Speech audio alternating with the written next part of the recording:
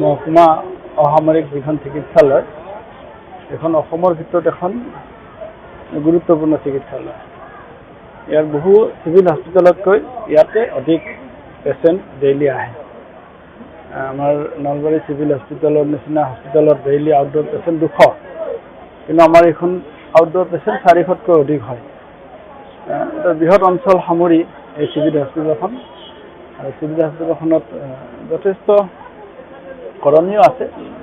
মানে আমি ইয়াৰ পেচেণ্ট অনুযায়ী সা সুবিধা পৰ্যাপ্ত নহয়।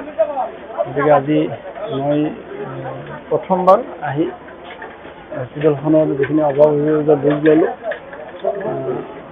আৰু খুব সোনকালে এই হস্পিটেলখন যিখিনি অভাৱ অভিযোগ আছে সেইখিনি দূৰ কৰি লগতে যাতে মিনিমাম মানে প্ৰয়োজনীয় চিকিৎসাখিনি ইয়াৰ জৰিয়তে আমি দিব পাৰোঁ। বিনা কাৰণত পেচেণ্টবোৰ যাতে আমাৰ নলবাৰী বা গুৱাহাটীলৈ যাব লগা নহয়, সেই গোটেই কথাখিনিলৈ আমি অলপ পৰ্যালোচনা কৰিছোঁ, আৰু কৰিব লগা বহুত আছে।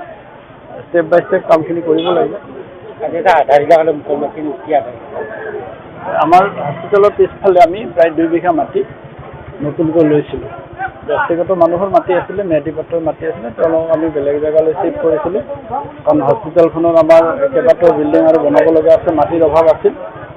সেই মাটিখিনিৰ 4 বেৰ আমি ৱাল কৰিব লাগে। তাৰ ৱালৰ আধাৰশিলা আমাৰ পঞ্চদশ বিত্তীয় আয়োগৰ অধীনত, আমাৰ মুকালমা গাঁও পঞ্চায়তৰ অধীনত এই এটা আংশিকভাৱে তাৰ বাউণ্ডেৰী ৱালৰ কামো আমি হাতত লৈছিলোঁ। আজি তাৰ আধাৰশিলাও স্থাপন কৰিলোঁ।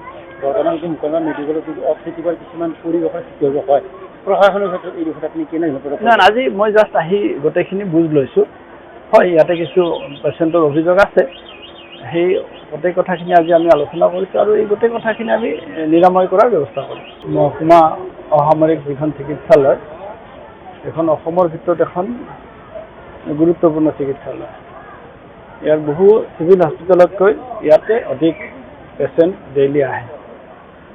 আমাৰ নলবাৰী চিভিল হস্পিটেলৰ নিচিনা হস্পিটেলত ডেইলি আউটডোৰ পেচেণ্ট 200, কিন্তু আমাৰ এইখন আউটডোৰ পেচেণ্ট 400তকৈ অধিক হয়।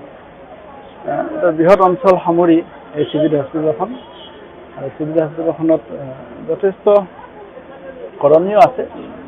মানে আমি ইয়াৰ পেচেণ্ট অনুযায়ী সা সুবিধা পৰ্যাপ্ত নহয়। গতিকে আজি মই প্ৰথমবাৰ আহি হস্পিটেলখনৰ যিখিনি অভাৱ অভিযোগৰ বুজ ল'লোঁ, আৰু খুব সোনকালে এই হস্পিটেলখন যিখিনি অভাৱ অভিযোগ আছে সেইখিনি দূৰ কৰি লগতে যাতে মিনিমাম মানে প্ৰয়োজনীয় চিকিৎসাখিনি ইয়াৰ জৰিয়তে আমি দিব পাৰোঁ। বিনা কাৰণত পেচেণ্টবোৰ যাতে আমাৰ নলবাৰী বা গুৱাহাটীলৈ যাব লগা নহয়, সেই গোটেই কথাখিনিলৈ আমি অলপ পৰ্যালোচনা কৰিছোঁ, আৰু কৰিব লগা বহুত আছে। ষ্টেপ বাই ষ্টেপ কামখিনি কৰিব লাগিব। আমাৰ হস্পিটেলৰ পিছফালে আমি প্ৰায় 2 বিঘা মাটি নতুনকৈ লৈছিলোঁ। ব্যক্তিগত মানুহৰ মাটি আছিলে, ম্যাদী পট্টৰ মাটি আছিলে, তেওঁলোকক আমি বেলেগ জেগালৈ চিফ্ট কৰিছিলোঁ। কাৰণ হস্পিটেলখনত আমাৰ কেইবাটাও বিল্ডিং আৰু বনাব লগা আছে, মাটিৰ অভাৱ আছিল। সেই মাটিখিনিৰ 4 বেৰ আমি ৱাল কৰিব লাগে। তাৰ ৱালৰ আধাৰশিলা আমাৰ পঞ্চদশ বিত্তীয় আয়োগৰ অধীনত, আমাৰ মুকালমা গাঁও পঞ্চায়তৰ অধীনত এই এটা আংশিকভাৱে তাৰ বাউণ্ডেৰী ৱালৰ কামো আমি হাতত লৈছিলোঁ। আজি তাৰ আধাৰশিলাও স্থাপন কৰিলোঁ। বৰ্তমান কি মুকালমা মেডিকেলত অপ্ৰীতিকৰ কিছুমান পৰিৱেশৰ সৃষ্টি হ'ব হয়, প্ৰশাসনৰ ক্ষেত্ৰত এই বিষয়ত আপুনি কেনে নাই, আজি মই জাষ্ট আহি গোটেইখিনি বুজ লৈছোঁ।